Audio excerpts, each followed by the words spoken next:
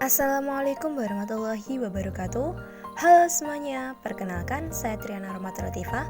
Pada kesempatan kali ini saya akan menjelaskan tentang kriteria penilaian hasil belajar kurikulum Merdeka. Mari simak video berikut ini. Pengertian penilaian hasil belajar. Penilaian adalah suatu proses untuk mengambil keputusan dengan menggunakan informasi yang diperoleh melalui pengukuran hasil belajar, baiknya menggunakan instrumen tes atau non-tes.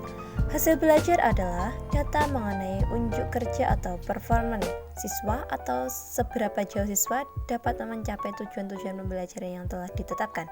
Jadi, penilaian hasil belajar adalah segala macam prosedur yang digunakan untuk mendapatkan informasi mengenai unjuk kerja atau performa siswa atau seberapa jauh siswa dapat mencapai tujuan-tujuan pembelajaran yang telah ditetapkan. Jenis-jenis penilaian hasil belajar. Yang pertama, penilaian formatif.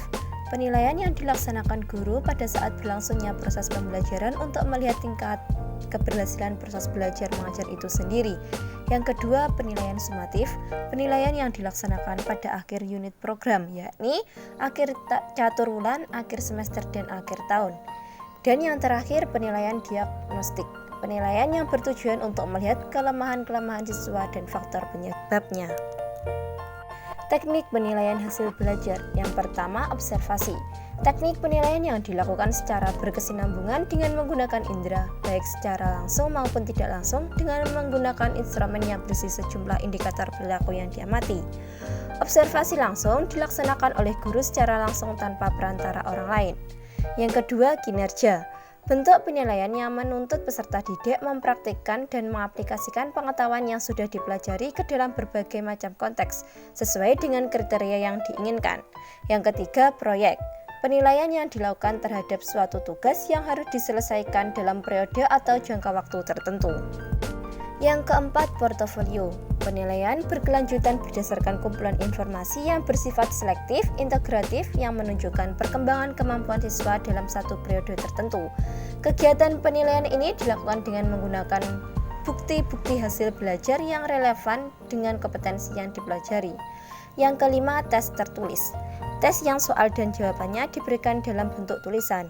Dalam jawaban soal, peserta didik tidak selalu harus merespon dalam bentuk menulis kalimat jawaban, tetapi dapat juga dalam bentuk mewarnai, memberi tanda, menggambar grafik, diagram, dan lainnya. Yang keenam, tes tulisan. Suatu bentuk tes yang menuntut respon dari peserta didik dalam bentuk bahasa lisan. Peserta didik akan mengucapkan jawaban dengan kata-kata sendiri sesuai dengan pertanyaan ataupun perintah yang diberikan. Dan yang terakhir, penugasan. Teknik penilaian aspek pengetahuan yang menuntut peserta didik untuk melakukan suatu tugas untuk mengukur tingkat pencapaian kompetensi tertentu. Aspek penilaian. Yang pertama, aspek kognitif. Kemampuan berpikir yang menurut taksonomi Bloom secara hierarkis terdiri dari pengetahuan, pemahaman, aplikasi, analisis, sintesis, dan evaluasi. Yang kedua, aspek efektif. Aspek yang bersangkut paut dengan sikap mental, perasaan, dan kesadaran siswa. Hasil belajar dalam aspek ini diperoleh melalui proses internalisasi, yaitu suatu proses ke arah pertumbuhan batiniah atau rohaniah siswa. Dan yang terakhir, aspek psikomotorik. Domain yang meliputi perilaku, gerakan, dan koordinasi jasmani, keterampilan motorik, dan kemampuan fisik seseorang.